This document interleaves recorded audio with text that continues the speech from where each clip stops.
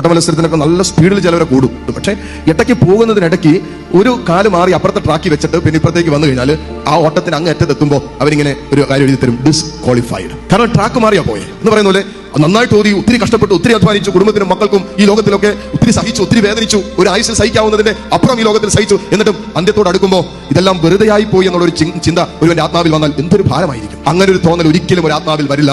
അവൻ ജീവിച്ചിരിക്കുമ്പോൾ സ്വന്തം ജീവനെ വീണ്ടെടുക്കാൻ വേണ്ടി എനിക്ക് വേണ്ടി കാൽവരിയുടെ നെറുകയിൽ ഇഞ്ചിഞ്ചായി മൂന്നാണികളിൽ പിടഞ്ഞു മരിച്ച് അവസാനത്തുള്ള രക്തവും എന്റെ വീണ്ടെടുപ്പിനായി ചിന്തിയ എന്റെ കർത്താവിന് വേണ്ടി എന്റെ ഈ ആയുസ്സിൽ, ഏക ആയുസ്സിൽ അല്പമെങ്കിലും ഞാൻ അവന് വേണ്ടി ജീവിച്ചിട്ടുണ്ടെങ്കിൽ ഒരിക്കലും നിരാശപ്പെടേണ്ടി വരില്ല, ഒരിക്കലും സങ്കടപ്പെടേണ്ടി വരില്ല, ഒരിക്കലും അതേ പ്രതി ചങ്കുപൊട്ടി കരയേണ്ട ദിനങ്ങൾ ജീവിതത്തിലുണ്ടാകില്ല.